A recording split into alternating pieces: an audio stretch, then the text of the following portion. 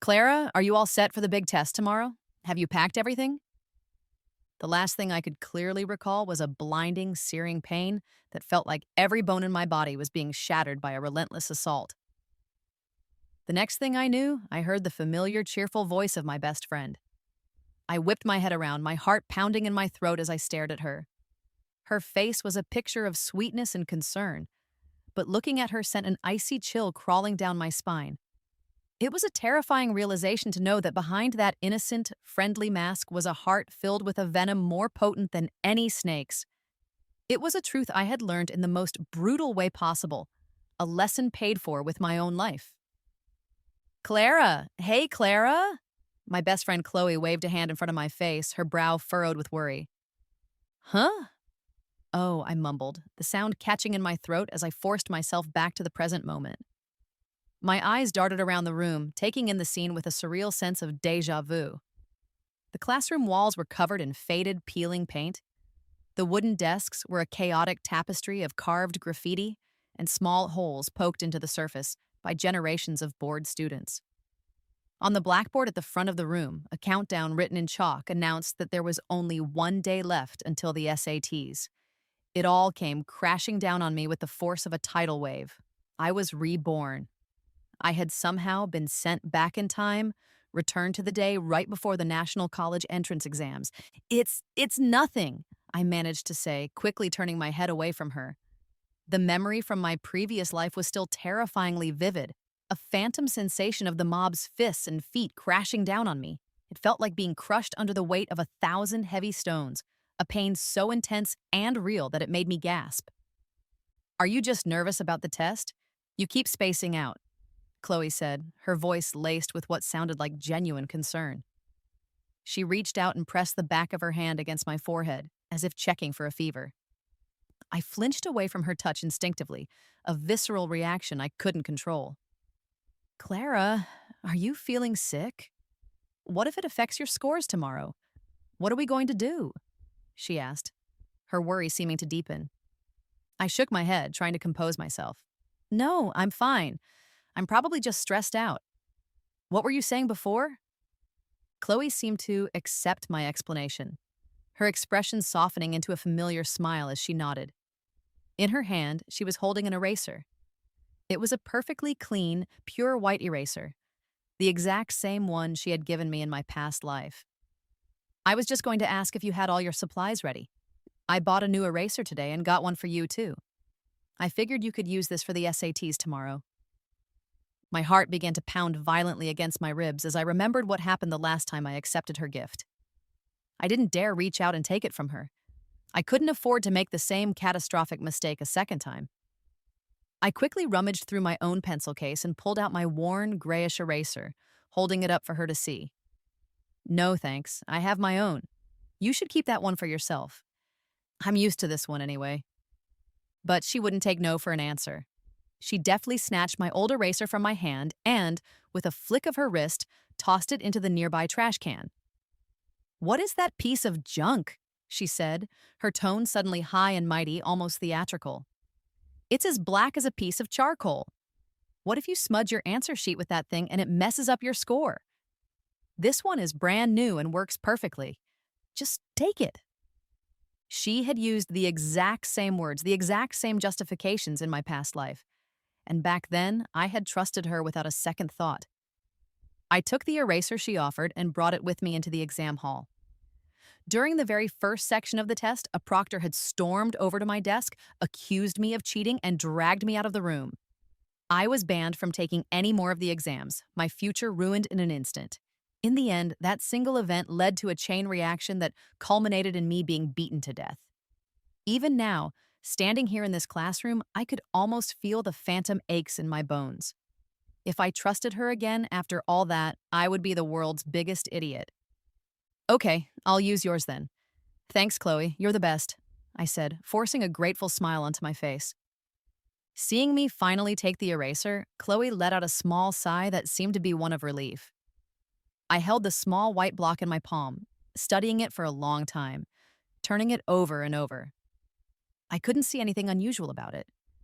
The eraser was snow white, as pure and clean as freshly fallen snow. It had no paper wrapper around it, just a plain, unmarked surface. I searched for a single letter, a logo, or any kind of mark, but there was absolutely nothing. It was strange, unsettlingly so. No matter how closely I examined it, the eraser looked just like any other eraser. In my last life, I never bothered to look at it closely, but I was fairly certain it had been just as blank then as it was now. So, where had the incriminating words come from that had sealed my fate? I couldn't figure it out. After school, as the final bell rang, we all began to pack up our belongings to head home. The teacher gave us a final reminder not to study too late into the night, warning us that we'd be groggy for the test if we didn't get enough sleep. As he finished his speech, I heard a tiny, almost imperceptible scoff from the desk in front of me, where Chloe was sitting. It was so quiet that I wasn't entirely sure if I had heard it correctly or if my paranoid mind had just imagined it. "Clara, school's out. Let's go to that library over on Sycamore Street to study for a few hours," Chloe suggested, turning around in her seat to face me after the other students had trickled out, leaving us nearly alone in the classroom. Her smile was dazzlingly sweet, but it didn't quite reach her eyes. I nodded, agreeing to her plan. "Okay, sounds good." Sycamore Street wasn't a place we visited often. It was a bit out of the way for both of us. We only ever went there when we needed to do some serious cramming for a major test. In my past life, she had also suggested we study there the night before the SATs. At the time, I hadn't thought anything of it and had simply gone along with her. Everything was unfolding exactly as it had before. When we arrived at the library, I made a conscious effort to pay close attention to our surroundings, searching for anything out of the ordinary. Everything looked perfectly normal. There was no noticeable difference from how I remembered it, or from any other quiet local library. And yet, I couldn't shake a persistent feeling of dread. I wasn't sure if it was because of what happened last time, or for some other reason entirely. But I had a strong gut feeling that something about this particular library was fundamentally different and deeply wrong. "Clara, what are you looking at?" Chloe asked suddenly, turning to face me with an inquisitive look. I jumped, startled by her voice. Nothing," I stammered. Her eyes stared at me intently, a probing gaze that felt like she was trying to see right through me, to read the secrets I was hiding. I did my best to act calm, to appear as if nothing was wrong. "What is it?" I asked, trying to keep my voice steady. She just smiled, a disarming and simple expression. "Nothing. Let's get back to studying." We studied for a couple of hours, and as the sky outside began to darken, we packed our things, ready to leave. "Make sure you get to sleep early tonight, okay? I'll see you tomorrow," she said, that same smile still plastered on her face. I just nodded in response. Chloe and I lived pretty far apart from each other, so from Sycamore Street, we had to go in opposite directions to get home. After we parted ways at the street corner, I walked a little further down the block until I was absolutely certain that she was long gone and couldn't possibly see me. Then, I turned around and walked back to the library. I didn't know why, but I had an unshakable feeling that something was very wrong with that place. From the outside, the library looked unassuming, with an old, worn-out sign hanging crookedly above the front door. We used to love coming here because it was always quiet, making it a good environment for studying. It was Chloe who had first brought me here, telling me how much she loved the place. This library must have been open for years, maybe decades, so many that you couldn't even count. It was steeped in the scent of old paper and dust, the scent of accumulated memories. I pushed the door open and walked back inside.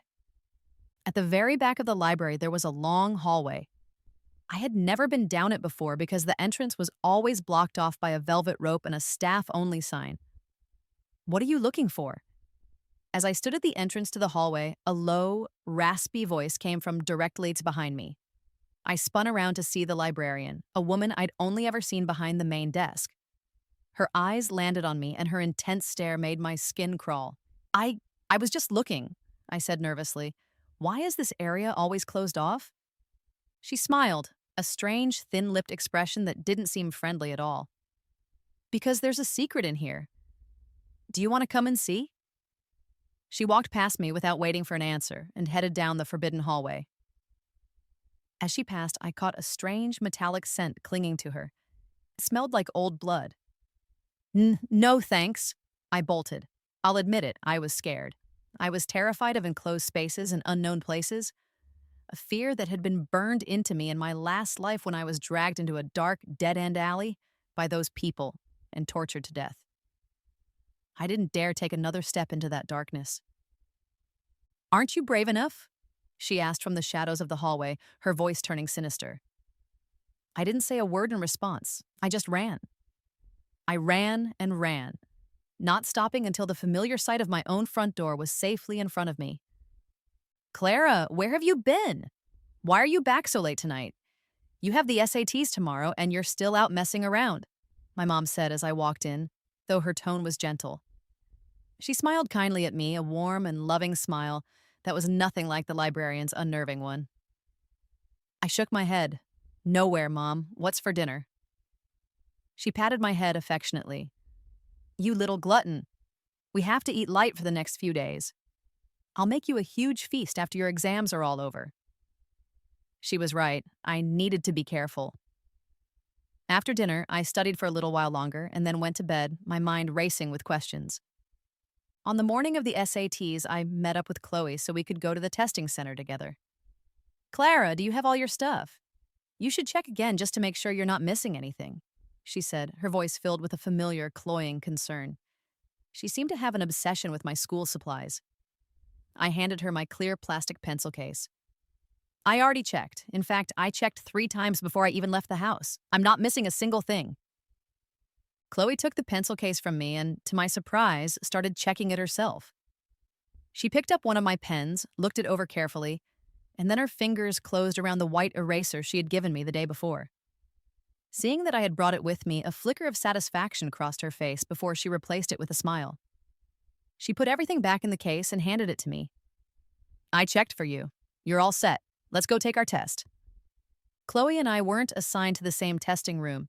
She was in the one directly next to mine. As I went through the final security check before entering the exam hall, I took that pristine white eraser out of my case. With a quick, decisive motion, I tossed it into a large planter by the entrance. Then, I reached into the side pocket of my backpack and pulled out another one, a perfect identical twin to the first. This one, however, I had bought myself at the supermarket the night before. I glanced outside through the large windows of the school lobby. The flame trees planted along the walkway were in full bloom, their blossoms a fiery, brilliant red. The eraser I had thrown fell from the air, landing softly on one of the vibrant red flowers. The first test of the day was English. With a nervous heart, I placed my pencil case on my desk. On some strange, paranoid impulse, I took out my new eraser and placed it on the corner of my test paper. Every few minutes, as I filled in the bubbles on my answer sheet, I would glance down at it, making sure no incriminating words would magically appear on its surface. I finished the entire test in this heightened state of anxiety. Not a single word appeared on the eraser, so it really had been the eraser's fault last time. After I had thrown away Chloe's gift, the 3 days of the SATs went by without a single hitch. After the very last exam was finished, Chloe came out of her classroom holding her own pencil case. "Clara, how do you think you did?" she asked, walking up to me. I looked at her face. The bright smile was still there, but it felt hollow, failing to reach her eyes. Her gaze had turned cold, a look that sent a chill straight to my bones. "I was too nervous these past few days. I didn't sleep well at all. I probably didn't do very well," I lied. "Really?" Chloe sounded skeptical. I nodded earnestly. "Yeah." The day the scores were released online, Chloe called me almost immediately, unable to wait to ask how I did. I stared at my score on the computer screen, but instead of relief, I felt a creeping sense of dread.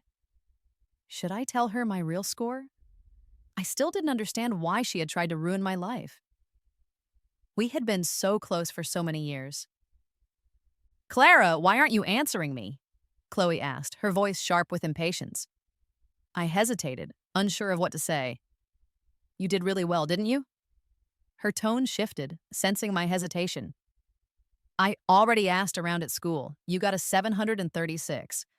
I only got a 735. I didn't beat you." Chloe's voice was now laced with a strange, deep sadness. "Clara, you didn't use the eraser I gave you, did you?" Her voice suddenly turned icy cold. I can't feel its presence anymore. What? I frowned, my blood running cold. Whose presence? Who is it? I tried to sound calm, but my heart was racing. I I didn't use it. Why?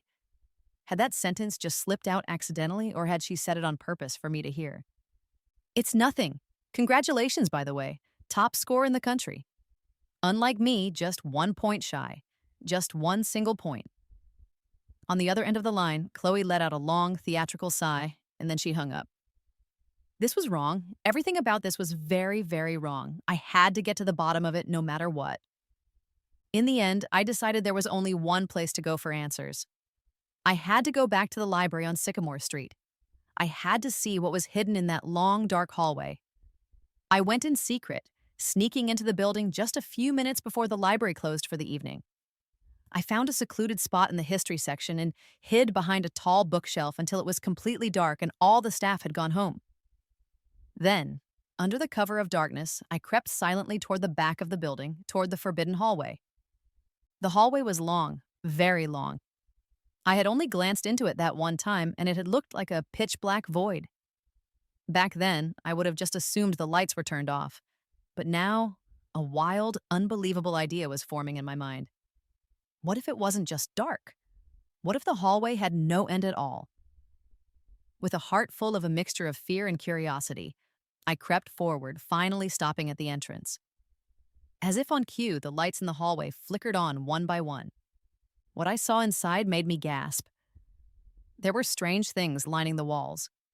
I saw a small, handmade doll, its cloth body pierced with dozens of gleaming silver needles. Further in, there was a recessed alcove in the wall that held a black and white photograph of a man I didn't recognize. Beneath the photo was a nameplate. Was this closed-off hallway actually some kind of memorial shrine?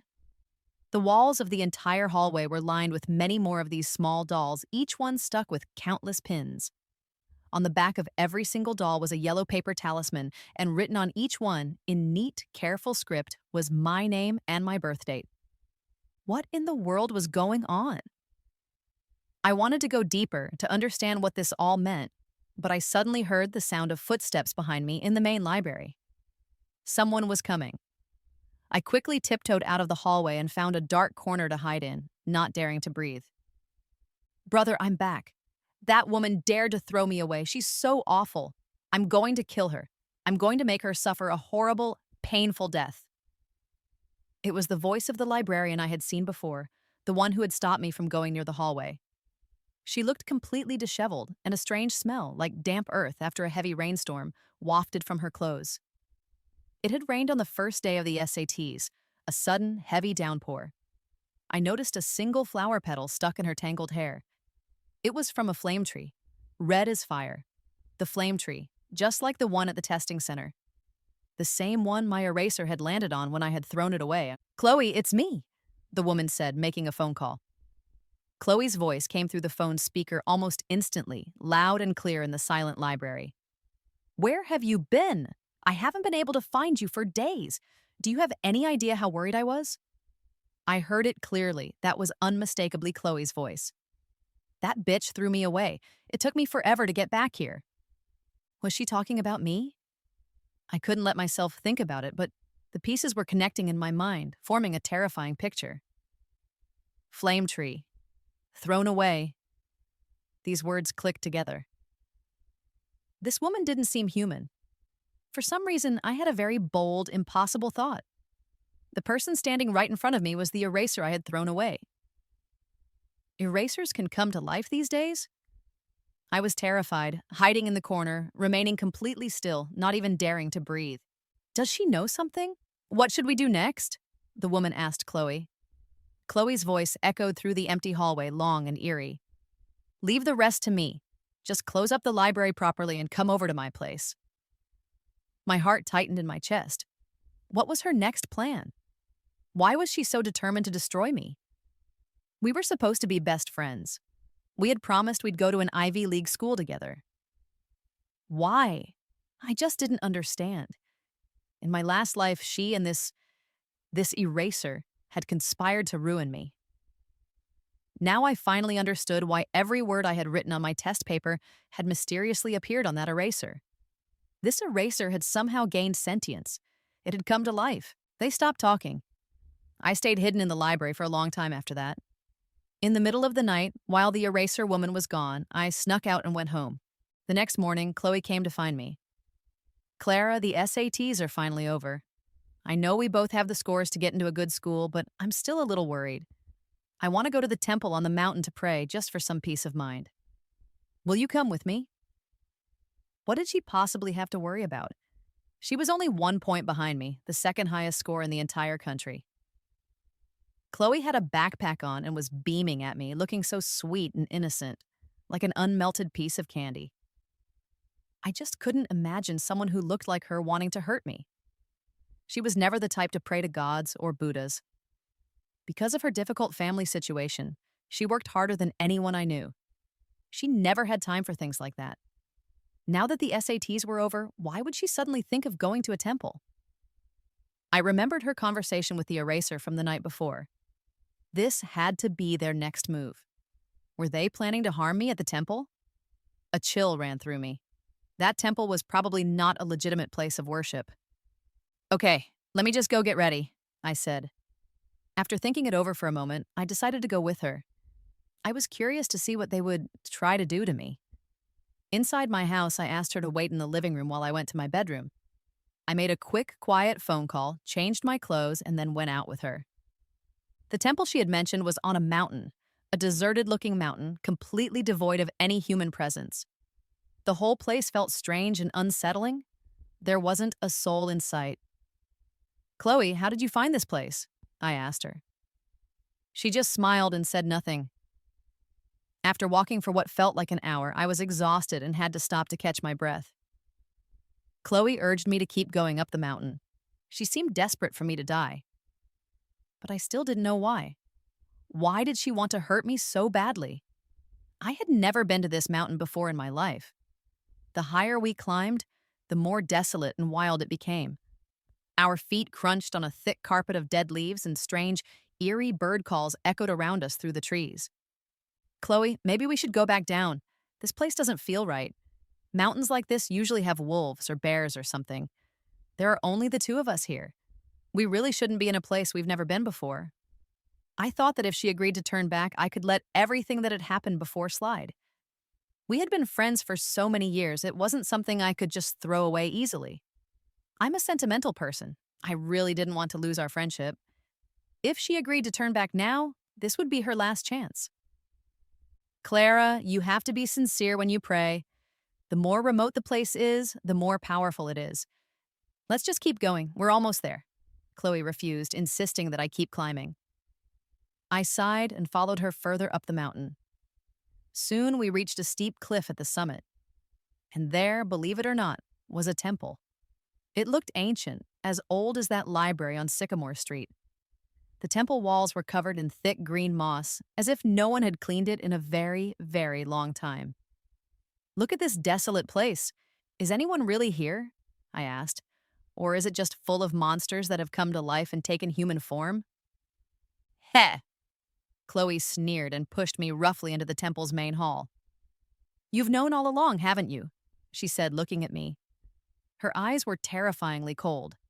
That cold, unfamiliar feeling washed over me, starting from the bottom of my heart.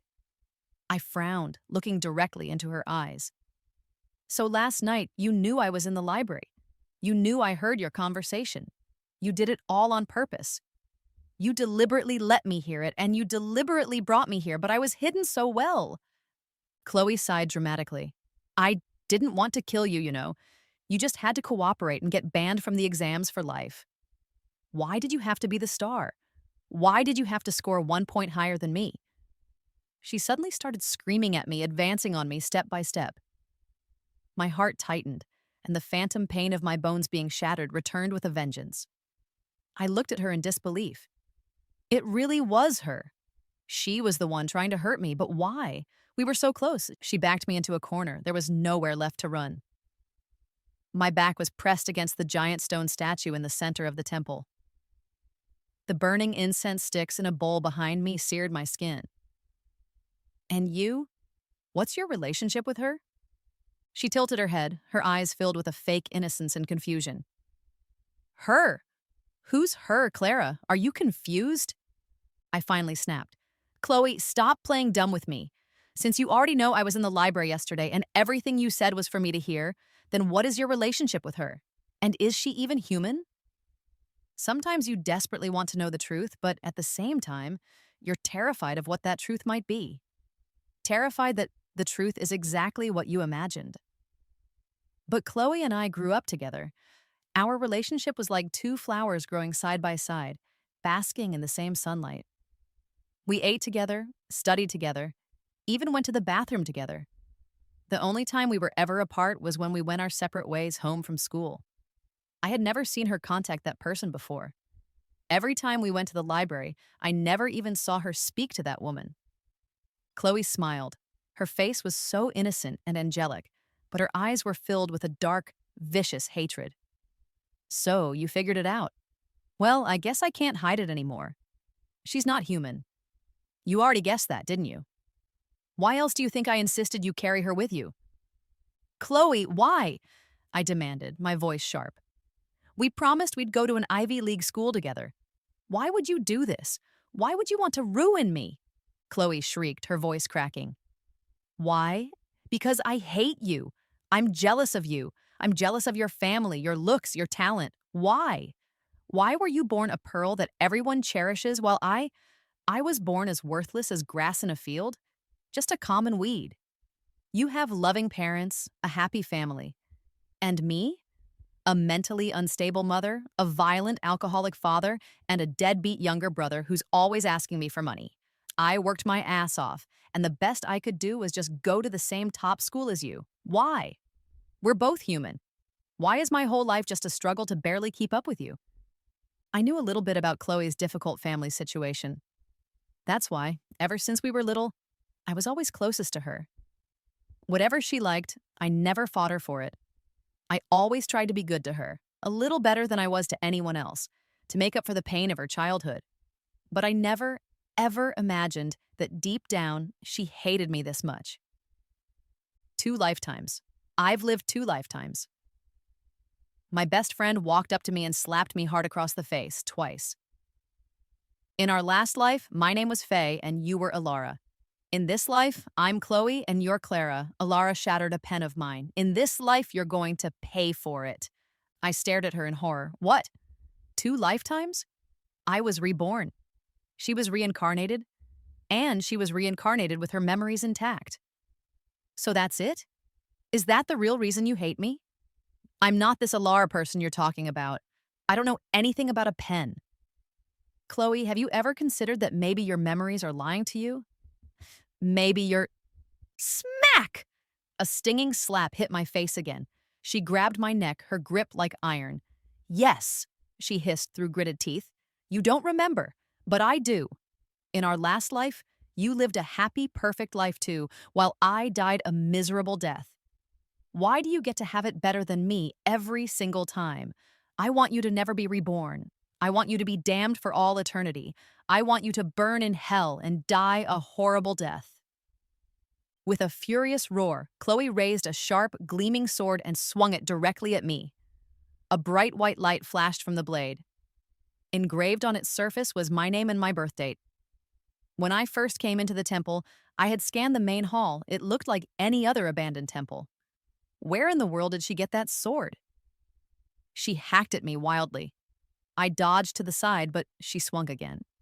The sword seemed to be guiding her hand, relentlessly coming for me. I scrambled to dodge left and right, but I couldn't escape the blade. The sharp edge cut deeply into my shoulder. The pain was searing, radiating all the way down to the bone. My blood stained the name and birth date engraved on the blade, and as it did, they suddenly vanished from the metal.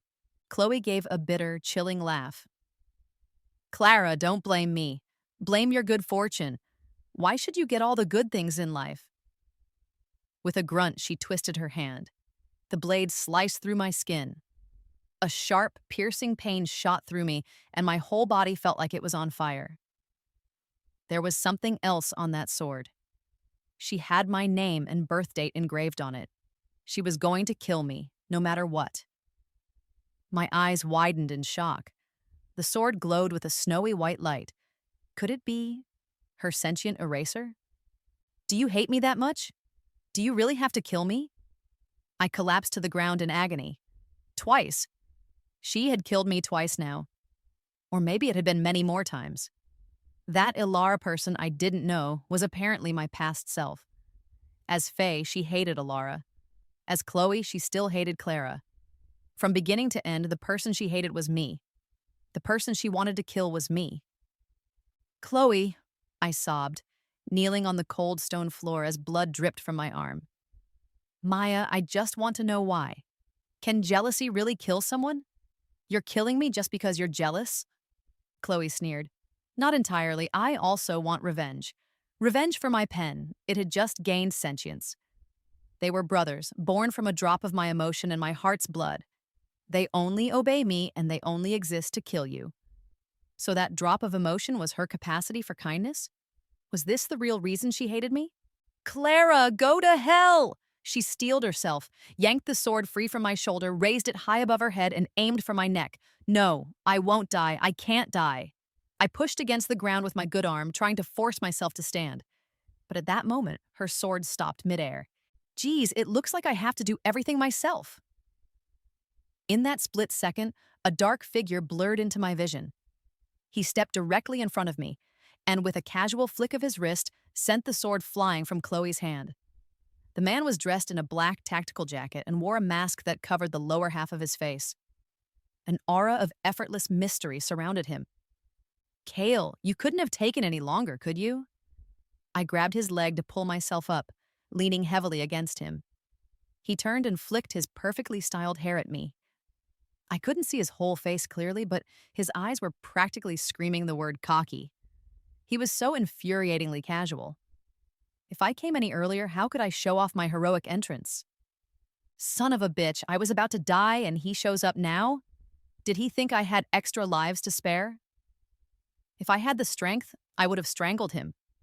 Kale is an agent from a place called Bureau 947. I don't know what his special powers are, but his personality is crystal clear. He's a total goofball. Hey, what's with the attitude? I'm here now, aren't I? So mean, you're scaring me, he said, drawing out his words in a teasing whine that just made me want to punch him even more. I swear, if Chloe didn't kill me, he'd be the one to give me a heart attack. He reached out and gently tapped my wounded shoulder. A warm current flowed from his touch, seeping through my skin and into my bones. My shattered bones felt like they were knitting themselves back together instantly. Man, I'm just so handsome and talented, he said, his smug look practically begging for a punch. Ugh, but I guess I'd forgive him for now. The moment I had realized the eraser was sentient, I had immediately contacted Kale. I don't know if it was because of what Chloe had said about a past life, but I somehow remembered his phone number. When I had called him from my bedroom, Kale's ridiculously laid-back voice answered. Hello? You've reached Bureau 947's most capable and handsome agent. How can I help you? He spoke in a strange, lazy, and utterly punchable tone. Hearing his voice, I had a bad feeling that he might be unreliable. But when I tried to contact someone else, he had insisted that he would come. I was an idiot to trust him. This is how he shows up.